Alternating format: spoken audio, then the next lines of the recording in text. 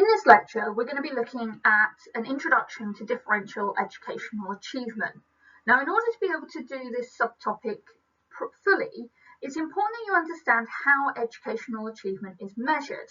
So we're going to look at the various ways in which educational achievement is measured, briefly look at the trends in gender, ethnicity and class, and also look at identifying some of the internal and external factors which can affect educational achievement.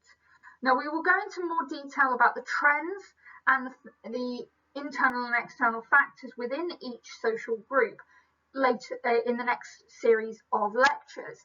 Today is just kind of an introduction to give you an overview and a baseline knowledge.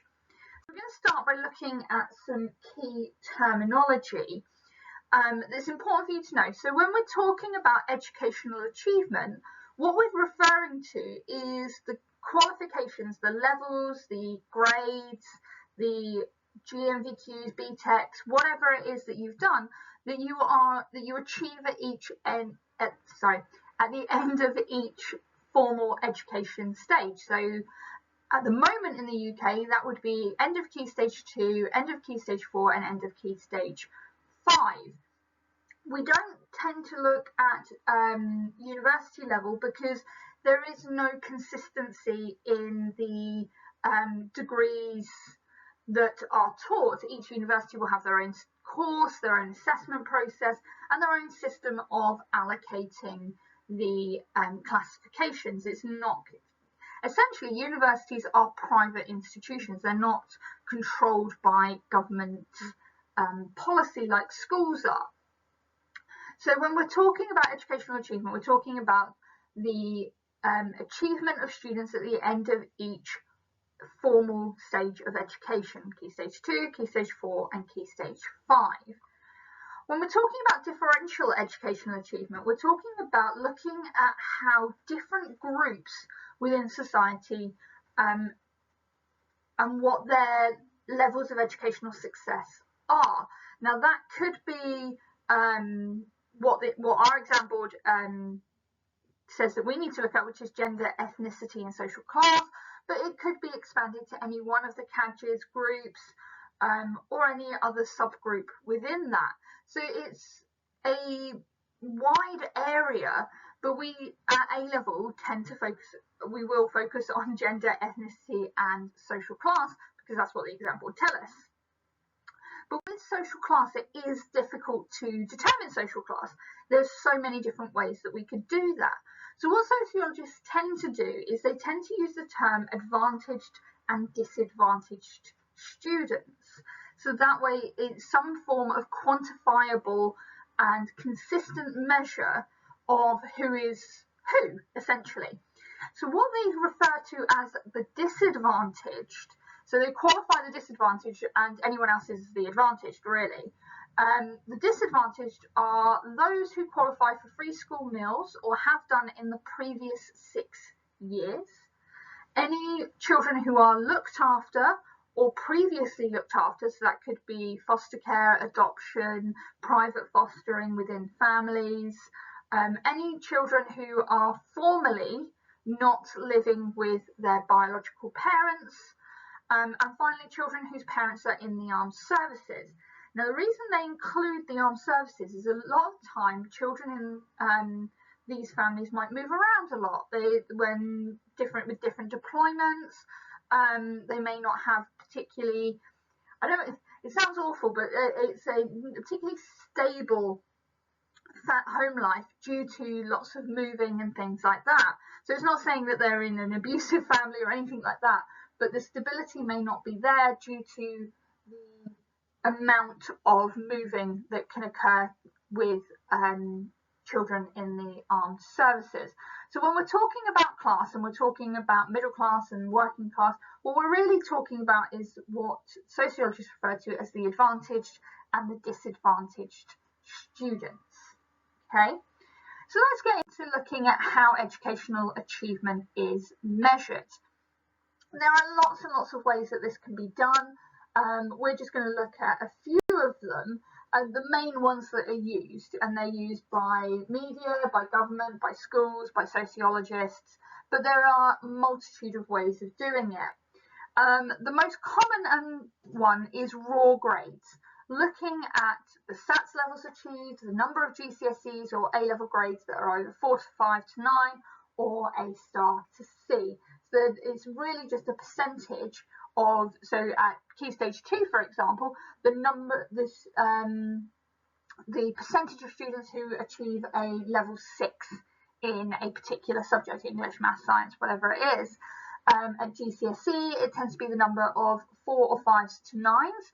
Now, there are a number, the reason why I've done the 4 or 5 is that when it comes to GCSE grades, if you get a grade 1, you still have a GCSE in that subject. You just don't have a very good grade in it. Okay, just like if you get an E at A level, you still got an A level in that subject, you just don't have a very good grade in it. But schools are measured on either grade 4, which is the equivalent to a C grade, or a 5, which is like a C+. So a 4 is like a good pass, a 5 is a very good pass. And you will see schools that will measure on 4 to 9s, some will measure on 5 to 9s, and the government kind of does both comparatively. With A levels, it's the number of A stars to Cs. Now, in some cases, they look at A stars, they break it down as well. How many A stars to As, how many A stars to Bs, how many A stars to Cs, how many A stars to Es. So, for example, in A-level sociology, I have had 100% A star to E for the last 5 years, which is how long the specification's been in place. I've had over 90% A star to C. Now, I'm not going to get 100% A star to C because there's always going to be extraneous variables that I'm not going to be able to account for. And so there's never, I don't aim for 100% A star to C. I aim for students getting the best grades possible, but that's just me. But schools will promote in their literature what their percentage 4 to 5 to 9s are, the percentage A star to C is, and these grades will play into where schools are placed on the league table. So one of the measures that is used to determine position in league table is the raw percentage of grades. Now, if we look at the trends in percentage of grades, what we see is that girls do tend to outperform boys. Not in all subjects, because there are still subjects which are more male heavy or more female heavy. But in general, when we look at the overall trend, girls are achieving better GCSE grades than boys. And we'll look more to why that is when we look at gender and educational achievement. In terms of ethnicity, we see that Chinese and Indian students tend to be above average, whereas Black, Romani and Traveller students tend to be below average. However, that gap is narrowing rapidly. So although Black and Romani students are below average, the gap there is getting smaller. And in actual fact, what we're seeing recently is that working class white boys are the lowest achieving group when it comes to raw GCSE and A-level grades.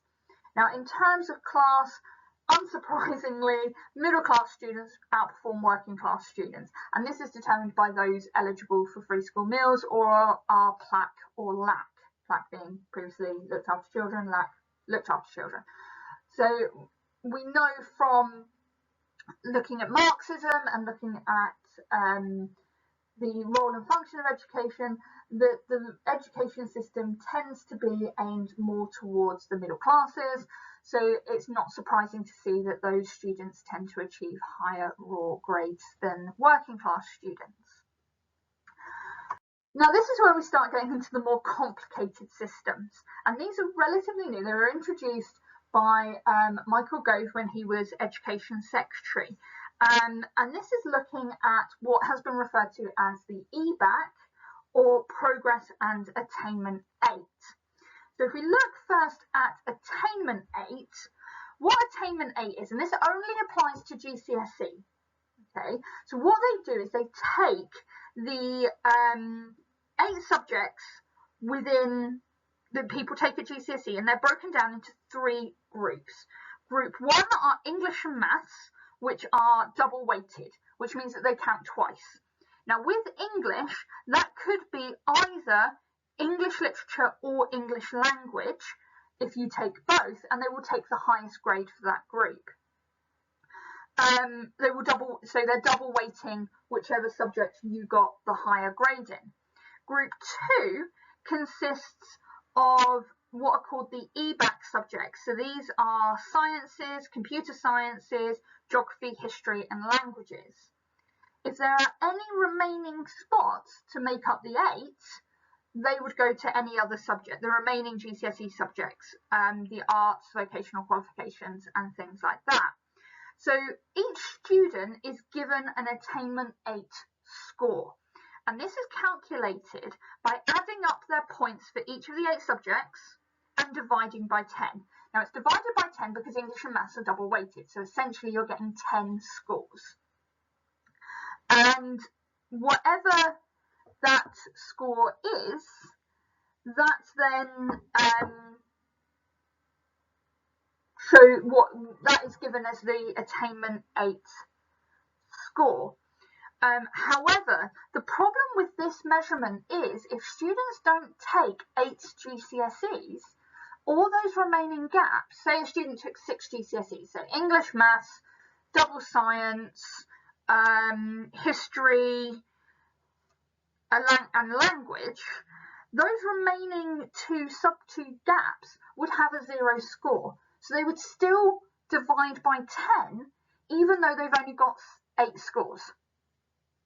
Okay, so that means that students who take less GCSEs are actually disadvantaged because their their Attainment 8 score is going to be lower because they don't do the full complement of GCSEs. So it's quite complicated in determining that score. And what then happens is for a school to determine their Attainment 8 score, they take all of those scores for all of their students in that cohort, then divide by the number of students that they've got. So if, for example, they had 700 students in year 11, I know that's a ridiculous number, but hey, they would add up all of those Attainment 8 averages and divide by 700, and that would give the school's Attainment 8 score. And again, that plays into league tables and other marketisation policies. Now, if we look at the trends when it comes to Attainment 8, they're not dissimilar from the raw GCSE grades. Girls still outperform boys, but in terms of ethnicity, what we see here is that Chinese, Black African, Pakistani, Bangladeshi students are above average. Black Caribbean, Romani and Travellish students are below average. But again, that gap is narrowing. And again, middle class students outperform the working class students. The next part of the EBAC scoring system brought in by Mr. Gove is next it gets even more complicated, and this is what's referred to as the Progress 8 score. So this is about seeing how much progress students have made from Key Stage 2 into Key Stage 4.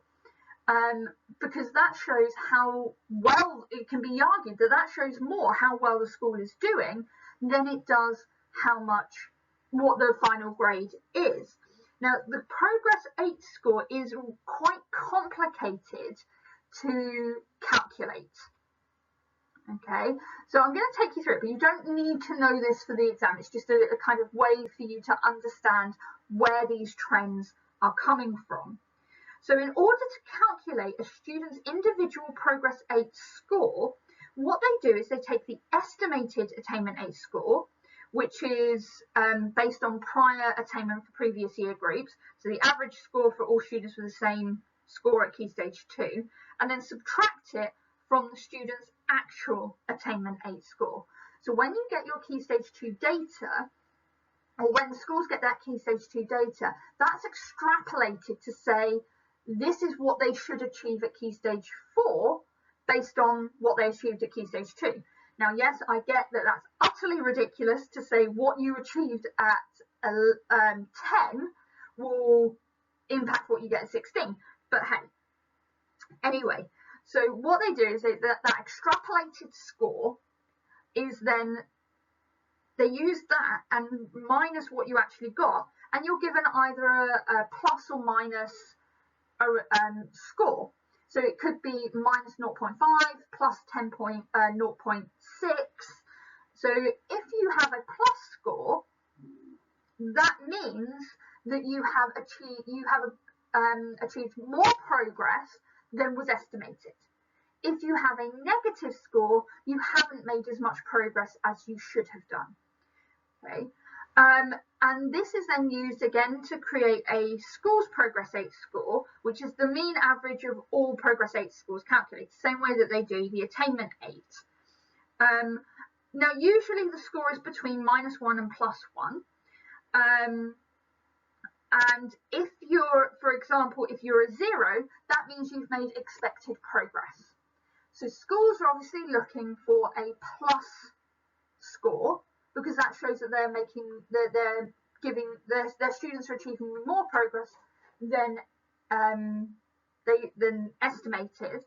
A negative score means that perhaps there's something not quite right there. And again, this will play into the league tables, and this can be done at both a school level and a subject level, but at subject level it's referred to as value added. Okay, so I will get, and value added is done at GCSE and at A level, whereas Progress 8 is only done at GCSE. So next year when you guys sit your exams, I will get a value added score after that exam series, and to show whether or not I have added value to your education, whether you've achieved more than expected progress or less than expected progress. Okay, now the problem with it at A level is if you've got a class where you have a lot of students with high grades, target grades, it's really difficult to add value, especially if you've got students, say for example, who is targeted an A or an A star. I can't add value to somebody getting an A star because you can't get anything higher than that. So for that student, they achieve an A star, I still only get a value added score of 0. Okay. Now this is all very complicated, and as I said, you don't need to know this really for the exam. It's just useful information to know how the trends are calculated, because then you can bring in methodological issues when evaluating the trends. So what is the trend when it comes to Progress 8? So in terms of gender, what we can see is, again, girls are achieving more progress than boys, and in fact there is the amount of progress girls are making is almost equal to the lack of progress that boys are making. In terms of ethnicity, we can see that Asian and Black students are making more progress, so they may not be getting the grades, they may not be getting the attainment, but they're making more progress. So they are, that's why the gap is closing. Mixed and white students are actually not making as much progress, they're in the negative figures. And when it comes to free school meal students are negative, and advantaged students are in a positive. So again, the trends show, or the way that progress is shown can be seen within each group. The final way that educational achievement is measured is through university placement. And this is not to do with who is offered a place or who is accepted on a particular course. It's who actually turns up and enrolls. So this data doesn't come out until after enrolment has completed. So we're looking at maybe December, January time to see who actually enrolls in a university course. So what we can see from the data is that Chinese and Asian students tend to have higher levels of university acceptance, and the lowest group tends to be the white ethnicity. Now, the data in terms of gender and social class isn't currently available. They tend to focus on ethnicity. But in terms of, so the percentage is the percentage of students who are offered a place compared to, the number of students who are offered a place compared to the numbers who actually enroll. So again, this is not really used very much in terms of school league tables and things like that. Schools will boast about how many students they get to go to Oxbridge or red brick universities and things like that, but this UCAS data is more used at governmental level to see about the sort of students who are attending universities in the UK. But remember, universities are private institutions. They are not government institutions in the sense that they don't have to follow government policies in terms of education. They don't have standardised examinations. They don't have standardised courses.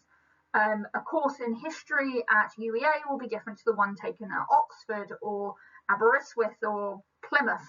Okay, so this data is more a kind of, let's see what's happening in terms of who's going to university type thing. So when we're explaining educational achievement, we need to look at both what's happening in school, so these are the internal factors, what's happening, but not just within school itself, but also the education system.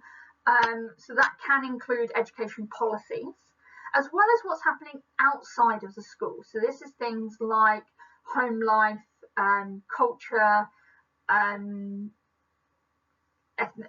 things like that, things that are happening that are not part of the education system. And we need to compare which ones have more influence.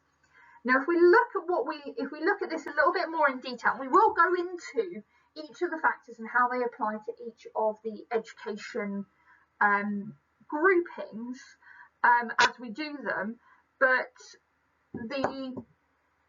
when we're talking about in the factors, we've got both the internal and external, but there are some factors that can be both internal and external, just to make it that little bit more complicated and that little bit more confusing for you. So the sort of things we're looking at when we're looking at internal factors are things like the hidden curriculum, quality of teaching, the lesson setup, meaning how long is the lessons, how many lessons for each subject, are you on a 2-week timetable or a single-week timetable, how is there non-negotiables within the lesson. We look at teacher expectations. We also look at the formal curriculum, and this will be looking at things like ethnocentric curriculum, feminization of the curriculum and things like that, as well as setting and streaming. In terms of both internal and external, we can look at gender socialization, so how schools reinforce gender role socialization, as well as how that comes from the home, labelling, both at home and in schools, peer pressure, the location of the school, is it in a deprived area, is it in an affluent area, pupil subcultures and how they can, both anti-school and pro-school subcultures, but also more peer group subcultures as well. And external things include things like income, parental attitudes, spoken languages, living conditions, things that you don't necessarily consider having an impact on a child's education, but can. Okay, but we'll go into more detail about these when we look at the individual social groups. And as I said, we will be looking at both, looking at ethnicity, we will be looking at gender, and we will be looking at social class in detail, looking at what the trends are, and the internal and external factors which can influence those trends, and evaluating whether or not those trends are actually accurate.